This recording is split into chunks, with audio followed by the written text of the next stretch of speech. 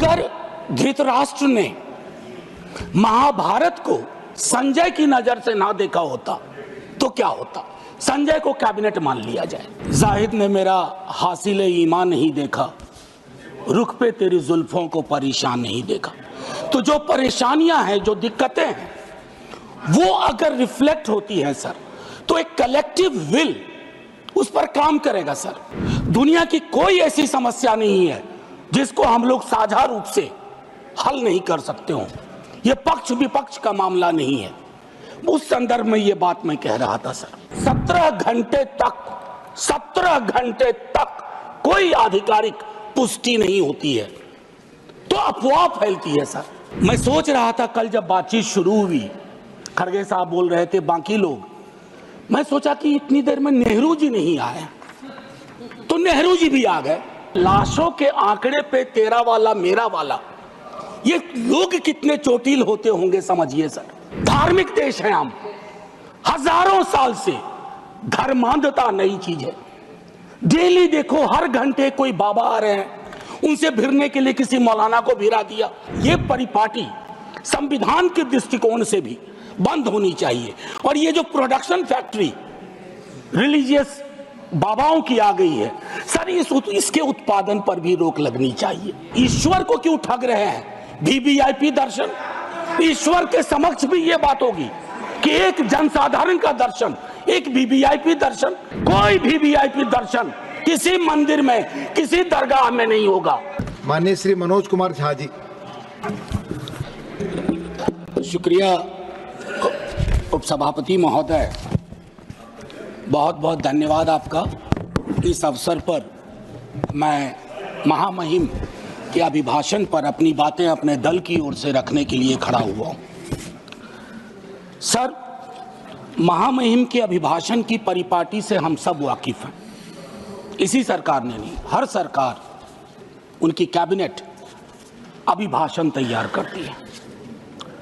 महोदय, कई परंपराएं हमने बदली हैं। बरबस एक ख्याल आता है कि अगर ये परंपरा, इस पर हम सोचें कि महामहिम अगर विशुद्ध अपने अनुभव, अपनी पीड़ा और कोई ऐसा मैकेनिज्म हो, ये मैं आगे के लिए सवाल छोड़ता हूं।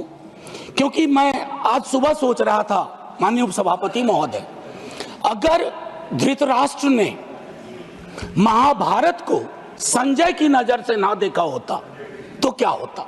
संजय को कैबिनेट मान लिया जाए। मैं इस संदर्भ में ये बात रखना चाह रहा था। खैर, जाहिद ने मेरा हासिल ईमान नहीं देखा, रुख पे तेरी जुल्फों को परेशान नहीं देखा। तो जो परेशानियां हैं, जो दिक्कतें हैं, वो अगर रिफ्लेक्ट होती हैं सर, तो एक कलेक्टिव विल उस पर काम करेगा सर। दुनिया की कोई ऐसी समस्या नहीं है जिसको हम लोग साझा रूप से हल नहीं कर सकते हो। ये पक्ष विपक्ष का मामला नहीं है। उस संदर्भ में ये बात मैं कह रहा था सर।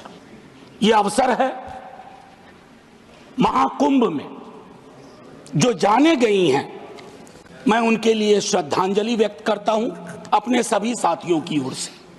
सर, मैं आंकड़ों में जाऊंगा ही नहीं, मैं कोविड के दौर का भी गवाह हूं सर। कितनी लाशें अनअटेंडेड चली गई सर। अति साधारण लोग हैं ये। जिंदगी में डिग्निटी चाहिए सर, संविधान भी कहता है, लेकिन मौत में उससे बड़ी डिग्निटी चाहिए। अगर हम डिग्निफाइड डेथ नहीं इंश्योर कर पा रहे हैं सर, तो ये हमारे सामूहिक विफलता है सर। क्या आंकड़े की बात करूं?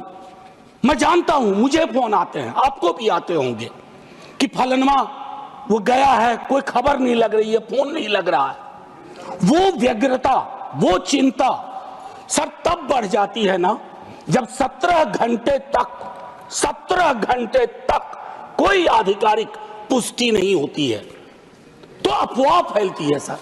और अफवाह फर्दर स्टैम्पीड को जन्म देती है। 2-3 जगह हो जाते हैं। और मैं क्या कहूं सर, मैं सोच रहा था कल जब बातचीत शुरू हुई, खड़गे साहब बोल रहे थे, बाकी लोग, मैं सोचा कि इतनी देर में नेहरू जी नहीं आए, तो नेहरू जी भी आ गए। 54 के कुंभ का जिक्र हुआ संभवतः, कितने लोग मारे गए थे।